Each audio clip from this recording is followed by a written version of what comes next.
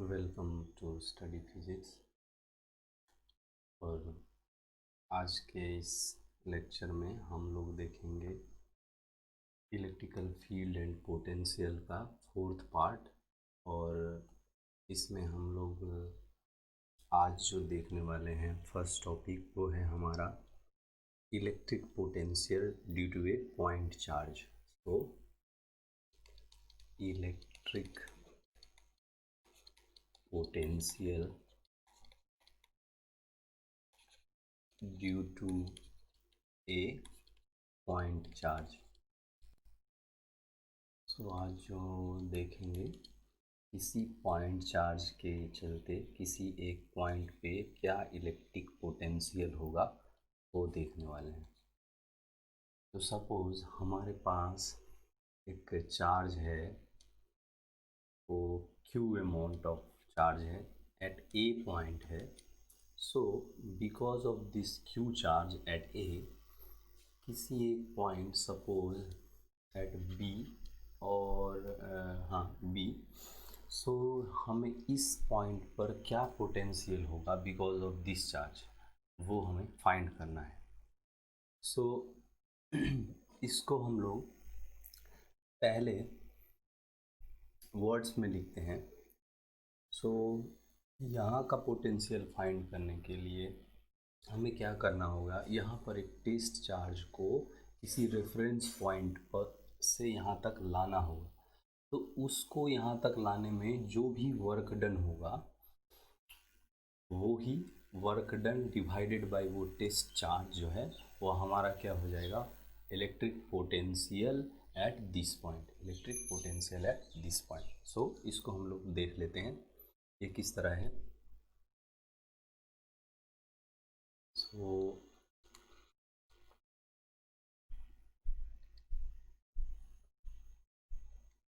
let us take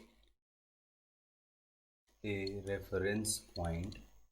Let us take a reference point at infinity. So हमारा जो reference point है means जहाँ से हम उसको ला रहे हैं दैट पॉइंट हमारा इन्फिनिटी है।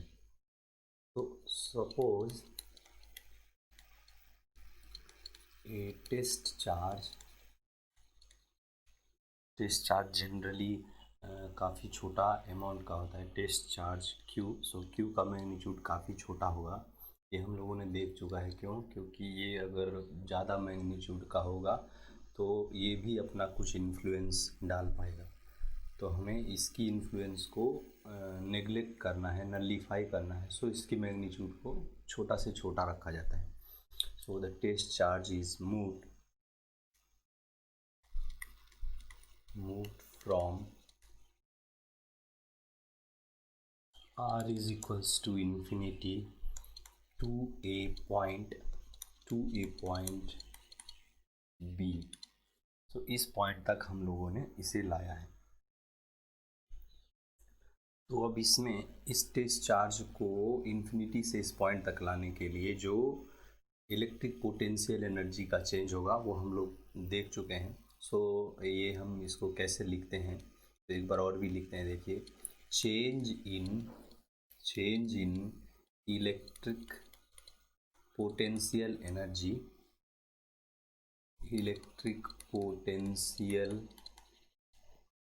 एनर्जी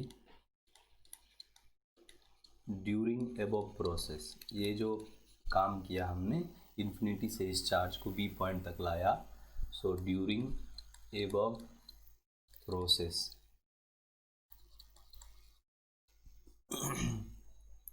वो हम कैसे लिखेंगे कि देखिए, हमें जब इनिशियली वो इन्फिनिटी पे था और फाइनल पोजीशन उसका बी हो रहा था। सो पोटेंशियल एनर्जी में जो चेंज होगा so U B minus U infinity का हो जाएगा।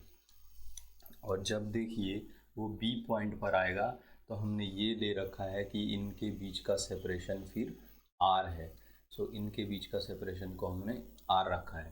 तो जब वो बी पॉइंट पर आ जाएगा तब हमारा सेपरेशन कितने का होगा, आर का होगा।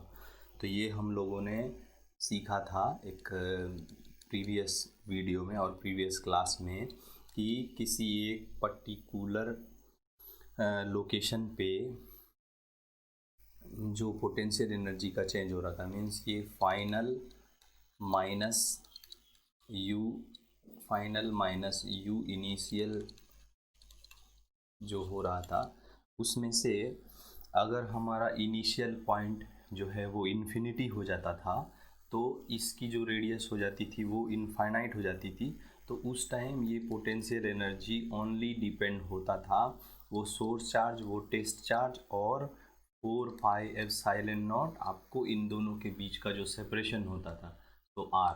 तो इस प्रकार हम यहाँ पर इस चीज़ को लिख सकते हैं कि ये क्यू बाय 4πε0 आर। तो इस प्रकार हमें जो पोटेंशियल एनर्जी का चेंज मिला वो इतना हो रहा है। अब देखिए ये पोटेंशियल एनर्जी का चेंज ही तो वर्क डन होता है। So Q B divided Q B minus U B minus U infinity divided by small Q, ये हमें मिल रहा है क्यू बाय 4πε0 आर। अब देखिए यही जो हो जाता है इस पॉइंट का मीन्स बी पॉइंट का इलेक्ट्रिक पोटेंशियल, क्योंकि ये है वर्क डन, पोटेंशियल एनर्जी का चेंज वर्क डन होता है divided by the test charge. So work done in bringing a test charge from infinity to a particular point, वो उस point का क्या होता है इलेक्ट्रिक पोटेंशियल। सो हम क्या कह सकते हैं, इससे हमें ये पता चला कि V V is equals to क्या हो जाएगा 4πε0 इंटू आर। सो इस पॉइंट का हमें इलेक्ट्रिक पोटेंशियल मिल गया। इस डिफिनीशन को, ये वर्क डन वाले डिफिनीशन को हम लोग छोटा करके लिख लेंगे अभी थोड़ी देर में। उससे पहले एक और छोटी सी चीज़ यहाँ पर देख लेते हैं कि हमने यहाँ पर ये source charge, single source charge लिया था। ये जो क्यू था वो हमारा एक पर्टिकुलर पॉइंट ए पॉइंट पर था। सो हमने एक सिंगल सोर्स लिया था। अब अगर हमारे पास सिस्टम ऑफ सोर्सेस हो, मीन्स एक से ज़्यादा सोर्स हो, तो जो हमारे पास, इसको पहले लिख लेते हैं, for a system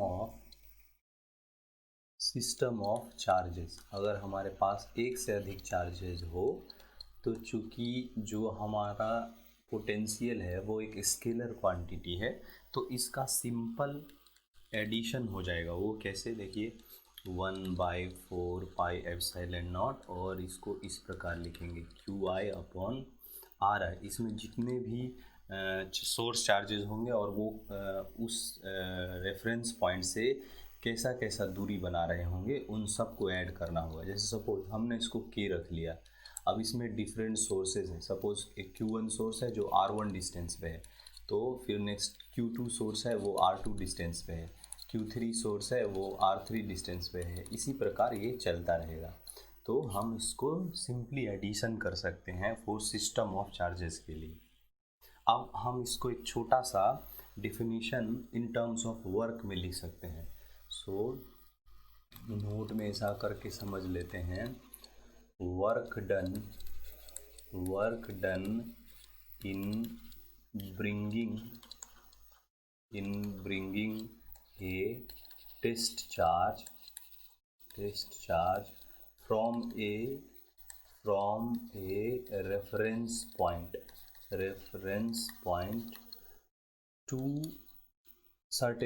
to a certain fixed point is defined as potential of that point, potential at that point, उस पॉइंट का वो पोटेंशियल हो जाता है। और जनरली जो हमारा ये रेफरेंस पॉइंट होता है इसको इन्फिनिटी लिया जाता है, काफ़ी दूर, क्योंकि जब ये काफ़ी दूर हो जाएगा तो उसके चलते क्या होगा 1/r वो हमारा इन्फिनिटी बन जाएगा। जो हमारा इसमें नेक्स्ट कॉन्सेप्ट है वो है electric field and potential. So next चीज़ जो हमारा आ रहा है वो है इलेक्ट्रिक फील्ड वर्सेस पोटेंशियल। अब देखिए हमने एक ख़ास चीज़, एक रिलेशन देख रहे हैं। हमें प्रीवियस क्लास में हमने देखा था, जो हमारा इलेक्ट्रिक फील्ड होता था उसमें सोर्स चार्ज ही आता था।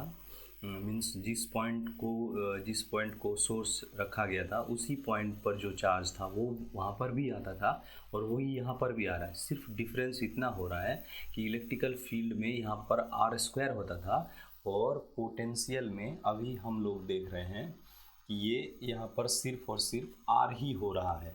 सो इलेक्ट्रिक पोटेंशियल में ओनली आर हो रहा है, पर भी इलेक्ट्रिकल फील्ड में वहाँ पर आर स्क्वायर हो जा रहा था। तो ये एक डिफरेंस है। अब ये इसको आइडिया में रख के हम लोग इस दो चीज़ को रिलेट कर सकते हैं। सो आइए देखते हैं। let us take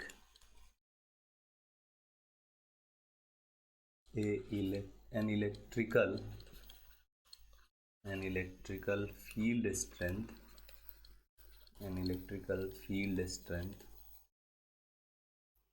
at a point r दूरी पर होगा। वो पॉइंट एट ए पॉइंट, ये हमारा वेक्टर के टर्म है। सो किसी पॉइंट से इतनी दूरी पर ड्यू टू सम चार्ज, किसी चार्ज की वजह से इतनी दूरी पर, उस चार्ज से इतनी दूरी पर जो इलेक्ट्रिकल फील्ड हो रहा है due to some charge to be capital of E. So उस पॉइंट पर उस चार्ज की वजह से इतनी दूरी पे जो इलेक्ट्रिकल फील्ड हो रहा है उसे हमने माना capital E. And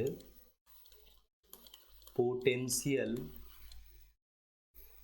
at the same point, means उसी पॉइंट पर जो पोटेंशियल हो रहा है, पोटेंशियल टू बी, उसको हम लोग मान लेते हैं भी। उस पॉइंट पर जो हमारा पोटेंशियल हो रहा है उसको भी मान लेते हैं।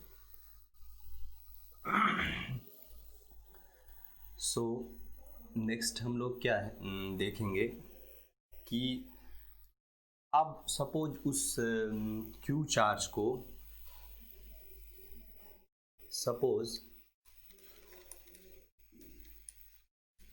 Suppose if A point charge, इस चार्ज को जो हमारा सोर्स था वो हमारा फिक्स है और हमने एक पॉइंट चार्ज स्मॉल क्यू को क्या किया है इस सिस्टम में, मीन्स इलेक्ट्रिकल फील्ड के इन्फ्लुएंस के रीजन तक में एक पॉइंट चार्ज क्यू को स्लाइटली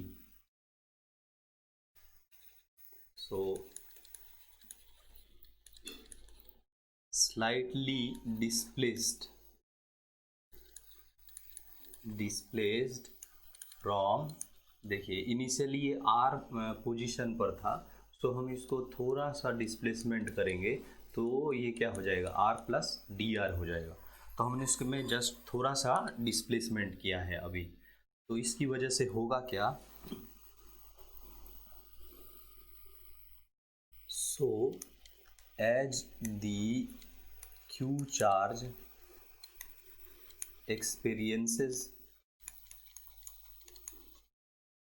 experiences a force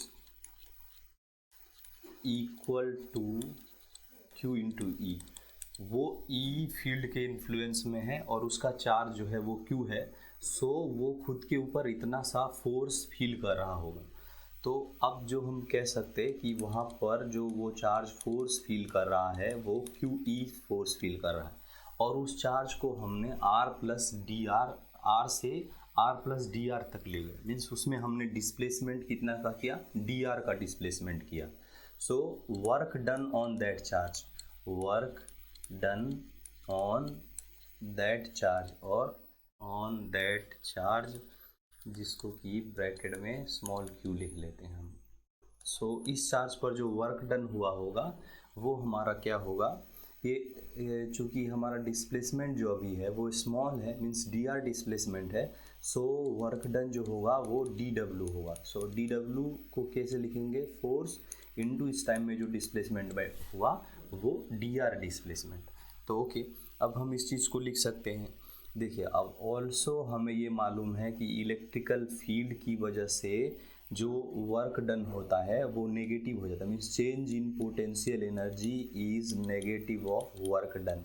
सो अगर हम पोटेंशियल एनर्जी का चेंज कैलकुलेट करेंगे तो इसको नेगेटिव ऑफ वर्क डन से लिखना होगा। अब हम इसको कैसे लिख सकते हैं, देखिए यहाँ पर जो फोर्स है वो हमारा Q इंटू ई है, और ये जो डिस्प्लेसमेंट है वो स्मॉल डी आर है, तो हमने इसको इस प्रकार लिख लिया। अभी देखिए यहाँ पर हमें क्या मिला, D U is equals to minus of Q E into D R. अब हमने क्यू ई डिवाइडेड बाय ये यू किया, सो दिस हमें क्या मिला, negative of E dot D R. सो अभी देखिए ये change in potential energy divided by charge, हमने ये क्या देखा था, ये देखा था कि उस पॉइंट का पोटेंशियल होता था, लेकिन अभी ये चेंज है। सो यहाँ पर पोटेंशियल भी हमें change in terms of change ही आएगा।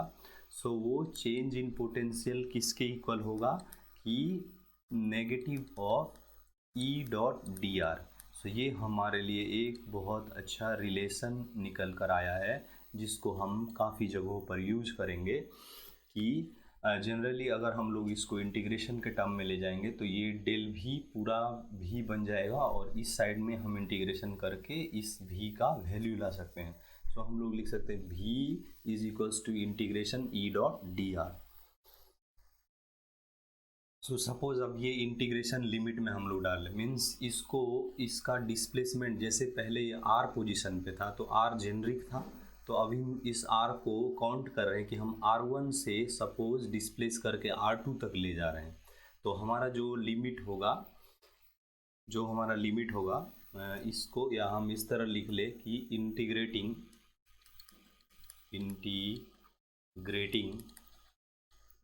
Between r1 to r2। अगर इसको r1 से r2 तक इंटीग्रेट करेंगे, मीन्स इनिशियल लोकेशन r1 है और फाइनल लोकेशन हमारा r2 है, तो हम इसको किस प्रकार लिखेंगे, इंटीग्रेशन dv और इधर minus of E dot D are का इंटीग्रेशन, और इंटीग्रेशन लिमिट हमारा r1 से r2, और सॉरी इसको r1 हम लोग इसको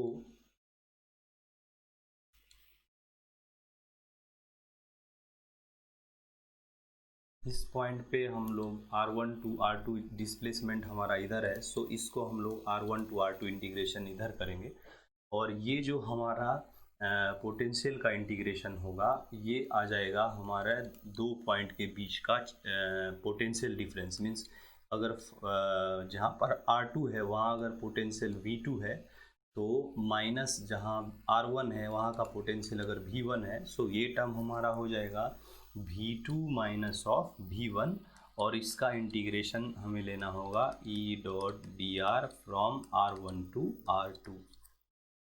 तो इस प्रकार हमें ये पॉइंट मिल जाएगा। अब इफ सपोज जो हमारा अगेन रेफरेंस पॉइंट है r1 वो अगर इन्फिनिटी है और जो r2 है वो हमारा r है, सो इस टाइम जो हमारा v2 हो जाएगा वो रहेगा, और सिर्फ v1 जो है वो 1/r के डिपेंडेंट होने की वजह से v1 हमारा 0 हो जाएगा।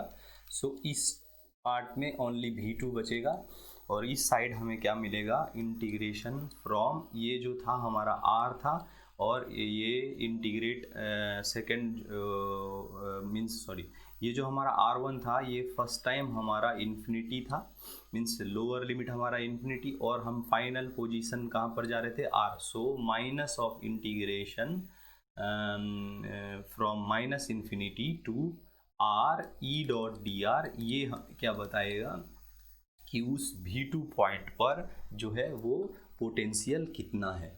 सो ये हमें बताएगा इस v2 पॉइंट पर पोटेंशियल कितना है। सो इसको एक बार और भी अच्छे से लिख लेते हैं, minus of integration from minus infinity to r E dot D R, ये हमें बताएगा v2 लोकेशन पर कितना पोटेंशियल है। ओके, सो जो अब हमारा नेक्स्ट पॉइंट है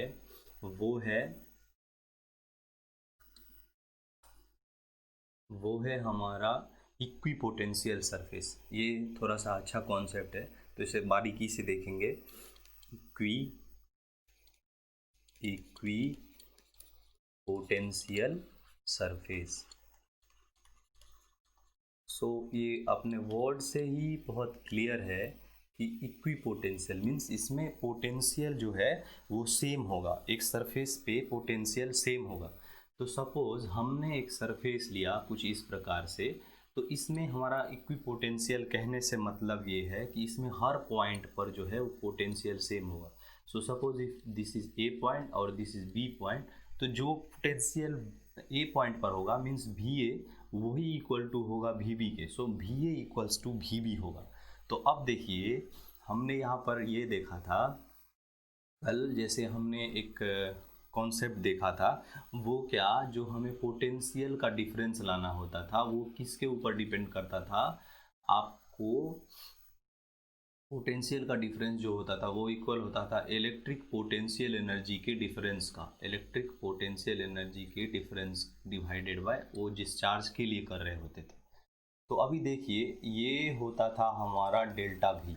अब देखिए इस दो पॉइंट पर अगर हमारा कुछ पोटेंशियल में चेंज नहीं हो रहा है, सो यहाँ पर क्या हो रहा है आपको कि यहाँ पर पोटेंशियल एनर्जी में भी हमारा जो है वो चेंज जीरो हो रहा है। मीन्स ये हमें बता रहा है कि सेम होने से इस सरफेस पर कुछ भी वर्क डन नहीं हो रहा है। इसे बहुत बारीकी से समझना है।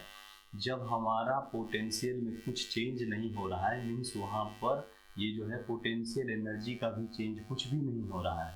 और अगर पोटेंशियल एनर्जी का कुछ भी चेंज नहीं हो रहा है उसका मतलब ये है कि यहाँ पर वर्क डन भी जीरो हो रहा है। अब इस कॉन्सेप्ट को यूज़ करके हम एक बहुत अच्छी चीज़ देखने वाले हैं जिसको थोड़ी देर में और समझाते हैं। पहले थोड़ा सा इसको लिख लेते हैं। So a surface, electric potential surface क्या है, तो इसे लिखते हैं। So a surface where potential is same, जहाँ पर पोटेंशियल सेम होगा एट ऑल दी पॉइंट्स,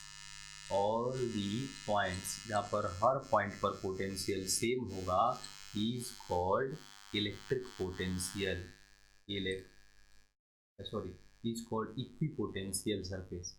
सो इसे क्या कहेंगे हम लोग, इक्विपोटेंशियल सरफेस, इक्विपोटेंशियल सरफेस। तो इसको हम लोग क्या कहेंगे, इक्विपोटेंशियल सरफेस। सो एक ऐसा सरफेस जहाँ पर इलेक्ट्रिक पोटेंशियल हर जगह ही सेम होगा तो हम उसको क्या कहेंगे, इक्विपोटेंशियल सरफेस। ओके, तो अभी हमने ये चीज़ समझ लिया कि जब पोटेंशियल सेम हो रहा था तो वर्क डन यहाँ पर जीरो हो रहा था।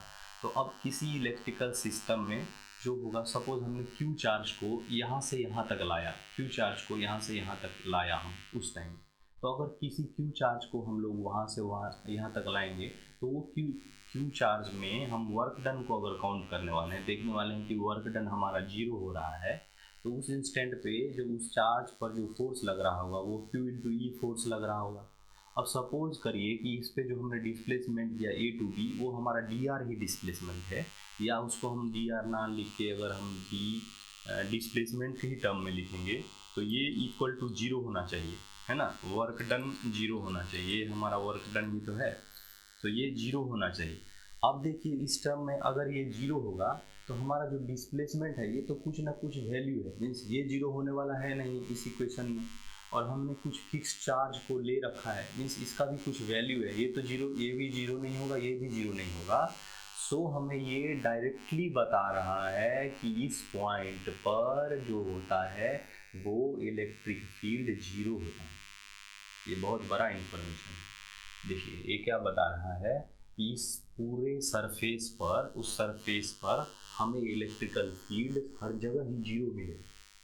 ये कैसे कॉन्सेप्ट से देखा हमने कि ये जो हमारा पोटेंशियल था ये चेंज नहीं हो रहा था, उसकी वजह से वर्क डन जीरो हो रहा था। अगर वर्क डन जीरो हो रहा था तो फोर्स एंड डिस्प्लेसमेंट का मैग्नीट्यूड भी जीरो होगा, और इस प्रकार अगर फोर्स एंड डिस्प्लेसमेंट का मैग्नीट्यूड होगा तो कंडीशन ये आएगा कि ओनली इलेक्ट्रिकल फील्ड जीरो होगा, क्योंकि चार्ज और डिस्प्लेसमेंट तो कुछ ना कुछ वैल्यू लेकर रहेगा। तो वहाँ से हमें ये मालूम पड़ रहा होता है कि उस सरफेस पर इलेक्ट्रिक फील्ड हर जगह ही जीरो हो। अब देखिए इसको एक नोट में और समझते हैं या लिख लेते हैं कि electric field along the surface of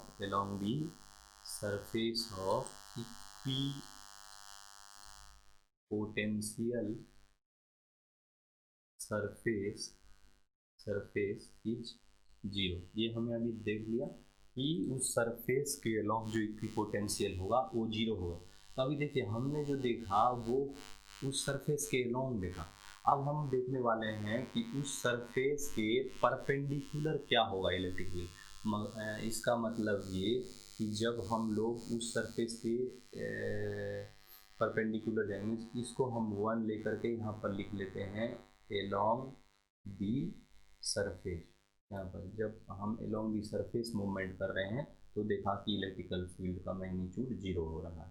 अब हम देख रहे हैं जो इक्विपोटेंशियल सरफेस है वो हम देखने वाले हैं along the perpendicular direction. So along the perpendicular direction of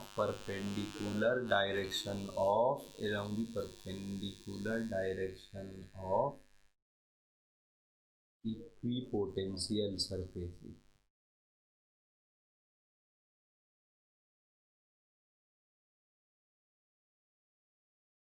तो हम देखने वाले along the direction perpendicular direction of equipotential surface. तो इक्विपोटेंशियल सरफेस के परपेंडिकुलर डायरेक्शन में क्या होता है इलेक्ट्रिकल फील्ड, वो हम लोग देखने वाले हैं।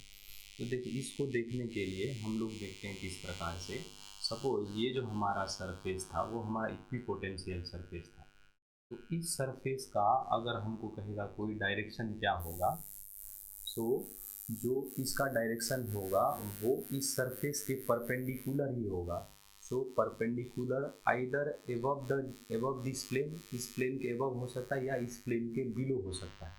सो अगर इस सरफेस का कोई हमको डायरेक्शन पूछेगा तो हम ये कहेंगे कि हमारा जो डायरेक्शन होगा इस सरफेस का वो परपेंडिकुलर टू दिस सरफेस होगा। तो अब सपोज इस परपेंडिकुलर के अलोंग हमारा कुछ है पोटेंशियल जो है वो भी है, तो इसको हम लोग पहले लिख लेते हैं थोड़ा सा। तो suppose a equipotential surface and its area vector shown एवं, जो ऊपर में दिखाया गया उस प्रकार से हमारा इक्विपोटेंशियल सरफेस और उसका एरिया वेक्टर उस तरह से है। तो जब ये एरिया वेक्टर उस डायरेक्शन में है, सपोज इस एरिया इक्विपोटेंशियल सरफेस के ये जो हम इस तरह से डायरेक्शन ले रहे हैं तो ये क्या हो जाएगा, सपोज कि इसके ऊपर से एक फिर इसके ऊपर से एक, तो हम यहाँ पर ये कंसीडर कर रहे हैं जो हर एक पॉइंट से हम ऐसे ऐसे ऐसे क्या कर रहे हैं कि वो अगर हम ये वेक्टर ड्रॉ कर रहे हैं परपेंडिकुलर तो ये हमें v का ही डायरेक्शन शो कर रहा है। तो सपोज अगर हमने इससे कुछ छोटे से एंगुलर डिस्प्लेसमेंट पे इस डायरेक्शन में हमने अगर e को ढूंढना चाहा एक इंस्टेंट में, दूसरे इंस्टेंट में इसी के अलोंग e को ढूंढने का ट्राई किया और तीसरे इंस्टेंट में सपोज हमने इसके अलोंग में सरफेस के पैरेलल हमने जो है वो e को ढूंढने का ट्राई किया। तो सरफेस के पैरेलल वाले तो हम लोगों ने देख लिया है, वो हमारा जीरो हो जाता है। और अब हम देखने वाले हैं इसके परपेंडिकुलर में क्या होगा। तो अभी हम देखिए, हम जो v को देखे थे कुछ देर पहले वो हमारा होता था v = e dot of D R. So अगर v = e dot D R हो रहा है मीन्स ये जो अगर हमारा e है और ये यहाँ से इतना एंगल पर डिस्प्लेस्ड होकर के है मीन्स ये इतना दूरी पर है, तो इन दोनों के बीच का r का ये हमारा सपोज r हुआ और ये हमारा e हुआ, तो इनके बीच अगर एंगल हमारा थीटा है, सो हम इसका जो डॉट प्रोडक्ट करेंगे तो इसमें इसका दोनों का मैग्नीट्यूड और कॉस थीटा आएगा। तो जब ये थीटा हमारा जीरो है, देखिए when theta is equals to zero, तब हम क्या हो रहे हैं कि हम इस सरफेस के परपेंडिकुलर हो रहा है, हमारा ये सरफेस था और उसके परपेंडिकुलर हो रहे हैं। तो उस इंस्टेंट में क्या हो रहा है, जब थीटा इक्वल टू जीरो हो रहा है तब देखिए हमारा भी इक्वल टू हो रहा है ई डी आर, और क्या बोले इन दोनों के बीच का एंगल वो हमारा कॉस जीरो हो जाए तो वो 1 हो जाएगा। So V is equals to E dot D R. Means उस इंस्टेंट में देखिए भी अपना पूरा मैग्नीट्यूड और जो हमारा ये डिस्प्लेसमेंट का है वो पूरा मैग्नीट्यूड वहाँ पर आ रहा है। तो उस इंस्टेंट में जो होता है, अगर सपोज हम इसको फिर यहाँ पर ये हमारा था इंटीग्रेशन ऑफ, फिर ये इधर में लगता था इंटीग्रेशन, तो ये इंटीग्रेट हो करके उसमें आर का इंटीग्रेशन हो जाता था और हम लोग उस तरह से भी कैलकुलेट कर लेते थे। तो हम यहाँ पर ये देखते हैं कि इस इंस्टेंट में जब भी हो गया तो हम इसको इस तरह भी बोल सकते हैं कि इंटीग्रेशन के बाद भी इक्वल टू ई आर हो जा रहा था, क्योंकि यहाँ पे आर का ही तो इंटीग्रेशन होगा। इस तरह अगर कंसीडर करें तो हम ये देख रहे हैं कि इस डायरेक्शन में जो इलेक्ट्रिकल फील्ड होता है वो मैक्सिमम हो जाएगा, सॉरी पोटेंशियल जो होगा वो V is equals to E dot D R होगा, और ई हमारा जो है वो मैक्सिमम आएगा। यहाँ पे हमारा ई जीरो हो रहा था और यहाँ पर हमारा ई जो होगा वो मैक्सिमम होगा, वो इक्वल होगा भी अपॉन आर के। सो इसको हम लोग नोट में लिख सकते हैं क्या, electric field is maximum along the direction perpendicular to the surface of equipotential surface। so equipotential surface पर जब होगा तब वो परपेंडिकुलर डायरेक्शन में तब वो मैक्सिमम होगा। तो हमने क्या देखा, जब पैरेलल डायरेक्शन में था तो हमारा जीरो हो रहा था। इसको दो कॉन्सेप्ट से देख सकते थे, एक वर्क डन के कॉन्सेप्ट से, और एक बार हम जब यहाँ पर देख रहे थे कि जब ये एलोंग में हो जाएगा तो v dot D R is equals to हमारा क्या हो जाएगा, यहाँ पर एंगल 90 डिग्री हो जाएगा। सो यहाँ पर जब cos 90 रखेंगे तो ये वाला पार्ट जीरो हो जाएगा। तो दोनों तरीके से हम लोग इसको वेरीफाई कर सकते हैं कि पैरेलल डायरेक्शन में जो होगा वो हमारा जीरो हो जाएगा और परपेंडिकुलर डायरेक्शन में जब होगा तो हमें मैक्सिमम होगा। सो अब जो हम लोग नेक्स्ट देखने वाले हैं वो है आज का लास्ट टॉपिक, और वो होगा हमारा इलेक्ट्रिक डाइपोल। सो आज देखने वाले हैं लास्ट इलेक्ट्रिक डाइपोल। अभी हम लोग पॉइंट चार्जेस को देख रहे थे, अब हम लोग देखेंगे इलेक्ट्रिक डाइपोल। उसमें हम लोग देखेंगे इलेक्ट्रिक डाइपोल के चलते इलेक्ट्रिक फील्ड और पोटेंशियल, ये सब दूसरे लेक्चर्स में, लेकिन अभी हम लोग जस्ट इलेक्ट्रिक डाइपोल का समझ लेते हैं वो इलेक्ट्रिक डाइपोल होता क्या। तो जब दो चार्जेस को किसी शॉर्ट सेपरेशन पर रखा जाता है तब क्या करता है, वो एक डाइपोल बनाता है। तो सपोज इसको अगर लिखेंगे, सो टू चार्जेस उसमें भी एक प्लस क्यू का और एक नेगेटिव ये लेना पड़ेगा, तभी वो इलेक्ट्रिक डाइपोल बनेगा। Separated by A small distance, अगर वो किसी स्मॉल डिस्टेंस से सेपरेटेड है तो वो भी क्या करते हैं, क्रिएट्स एन इलेक्ट्रिक डाइपोल। सो ये ही जो होता है वो इलेक्ट्रिक डाइपोल कहलाता है, या वो इलेक्ट्रिक डाइपोल क्रिएट करता है। देखिए प्लस क्यू का एक हुआ हमारे पास और एक माइनस क्यू का हुआ। मैं इसे दिखाने के लिए इतना सेपरेशन दिखा रहा हूँ, पर ये हमारा स्मॉल गैप पर होगा तो इसको हम लोग जनरली एल ही लिखते हैं। तो इस स्मॉल गैप पर जब ये होगा तो हम इसको क्या कहेंगे कि ये जो है हमारा इलेक्ट्रिक डाइपोल है। अब इसका इलेक्ट्रिक डाइपोल मोमेंट होता है, इसको P से डिनोट करते हैं, P वेक्टर से। ये हमारा Q इंटू L हो सकता है। तो अभी हम इसको और भी आगे देखेंगे बारीकी से। इसके चलते इलेक्ट्रिक फील्ड पोटेंशियल किसी पॉइंट पर किसी पर्टिकुलर पॉइंट पर, तो वो सब हम लोग देखेंगे अपने नेक्स्ट वीडियो में। Thank you. Please share subscribe. हमारा, अगर आपको ये छोटा प्रयास अच्छा लगता हो और अगर थोड़ी बहुत प्रॉब्लम हो रही हो प्रेजेंटेशन में या कुछ और भी किसी प्रकार की समझाने में, तो उसे थोड़ा सही करूँगा मैं। उसके लिए आप लोग मुझे मोटिवेशन दीजिए। मीन्स अगर आप लोग प्रमोट करेंगे, देखेंगे, तो ही मुझे अच्छा लगेगा, फिर मैं सब उन सब चीज़ों को रेक्टिफाई कर पाऊँगा और भी अच्छा कर पाऊँगा। So thank you.